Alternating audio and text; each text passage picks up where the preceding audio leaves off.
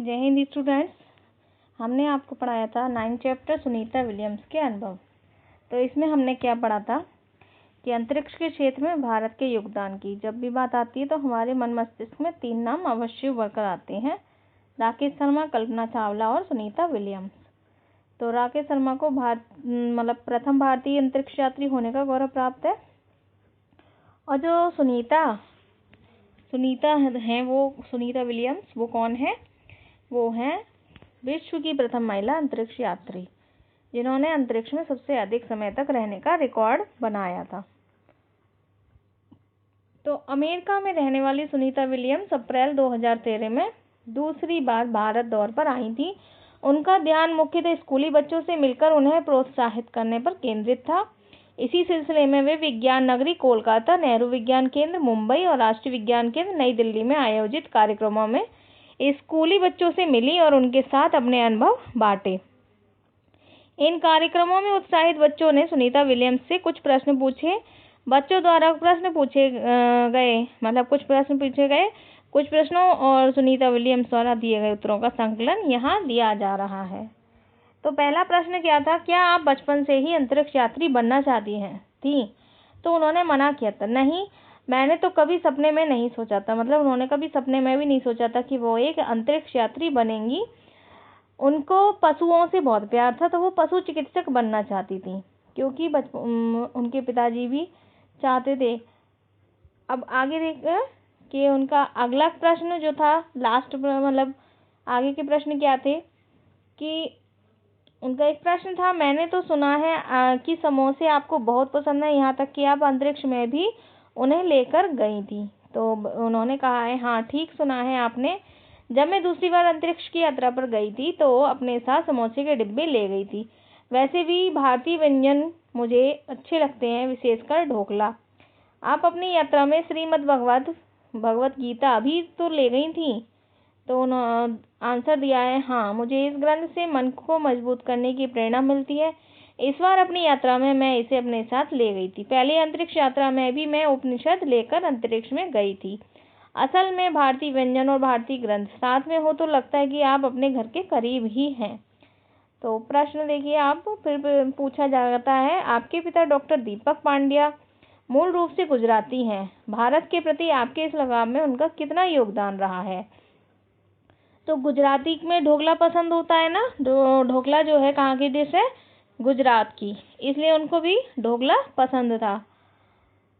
उत्तर देखिए उन्होंने क्या बताया, मेरे पिता धार्मिक प्रवृत्ति के व्यक्ति हैं, उन्हें भारतीय होने का गर्व है। उन्होंने मुझे भारतीय मूल का होने का हमेशा ध्यान दिलाया है। मुझे याद है जब मैं छोटी सी थी तब उन्होंने लॉर्ड हनुमान यानी कि भगवान हनुमान नामक कॉमिक्स लाकर दी थी। जब थोड़ी बड़ी हुई तो उन्होंने मुझे महात्मा गांधी की आत्मकथा माई एक्सपेरिमेंट्स विद ट्रूथ पढ़ने को दी थी। इन पुस्तकों से मुझे काफ़ी प्रेरणा मिली है।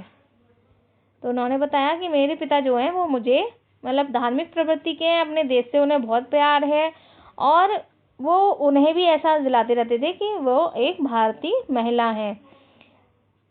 भारतीय अंतरिक्ष यात्री कल्पना चावला की मृत्यु ने आपको कितना प्रभावित किया? ये प्रश्न पूछा गया है नेक्स्ट उनसे। तो उन्होंने बताया है, सन 1903 में हुई कोलंबिया नामक अंतरिक्ष यान की भीषण दुर्घटना में मैंने कल्पना सहित अपने 7 मित्रों को खो दिया। इस घटना ने मुझे उन सभी का सपना पूरा करने के लिए प्रेरित किया। कल्पना मेरी बहुत अच्छी मित्र थी। वे अंतरिक्ष के क्षेत्र में बच्चों के लिए बहुत कुछ करना चाहती थी। मेरे विचार से उन्होंने भारत के बच्चों के लिए कुछ करने का सपना संजोया था। मैं आशा करती कि उनका सपना पूरा हो और बहुत सी कल्पना चावला अंतरिक्ष में जाएं। तो देखिए यहाँ पर क्या बताया गया है कि कल्पना चावला उनकी फ्रेंड थी यानी कि मित्र थी और उनके साथ 7 और भी लोग थे जो कि उस दुर्घटना में मारे गए थे। प्रश्न, खुले अंतरिक्ष में विचरण करते समय क्या कभी आपका सामना एलियन से नहीं हुआ? है ना, तो नहीं हुआ से अंतरिक्ष में आपका सामना एलियन से। उत्तर में जोर से हंसकर, नहीं, कभी नहीं। अंतरिक्ष स्टेशन में लगातार चलते रहने के कारण कभी कभी अचानक सूर्य के सामने होने या कभी चांद के सामने होने पर कुछ प्रतिबिंब दिखाई देते हैं। ये प्रतिबिंब किसी के खड़े होने का भ्रम पैदा करते हैं। हम उन्हें एलियंस मानने की भूल कर बैठते हैं। तो ये उन्होंने बताया है कि प्रतिबिंब यानी परछाई किसी की सूर्य के सामने होने पर, कभी चांद के सामने होने पर प्रतिबिंब दिखाई देते हैं, यानी कि परछाई आती है किसी चीज़ की, उससे ही भ्रम पैदा हो जाता है। भ्रम क्या कहते हैं कि हमें जैसे कि कोई धोखा हो जाता है। प्रश्न, अंतरिक्ष से देखने पर दुनिया कैसी दिखाई देती है? अंतरिक्ष से सिर्फ समुद्र पहाड़ ही अलग दिखते हैं, बाकी दुनिया एक जैसी ही दिखती है। आप हम बच्चों को क्या संदेश देना चाहेंगी? तो ये पूछा गया है प्रश्न कि आप हम बच्चों को क्या संदेश देना चाहेंगी। उन्होंने कहा है, जब आप अंतरिक्ष से नीचे झांकते हैं तो लगता है कि सारी दुनिया एक है। यह तो हम इंसानों ने इस दुनिया को अलग अलग सीमाओं में बांध दिया है। इसलिए मैं सब बच्चों से कहना चाहूँगी कि आप सारी दुनिया में आपसी भाईचारे का संदेश फैलाएं, है ना। तो उन्होंने क्या बताया था कि अंतरिक्ष में सिर्फ समुद्र और पहाड़ ही अलग दिखते हैं, बाकी दुनिया एक जैसी ही दिखती है। तो हमें भी भाईचारे का यानी कि एक सा ही माहौल रखना चाहिए। अब इसके शब्द अर्थ देखते हैं। योगदान, सहायता देना। योगदान मतलब सहायता देना। अंतरिक्ष में उनका योगदान था प्रोत्साहित, उत्साहित करना। प्रोत्साहित माने उत्साहित करना।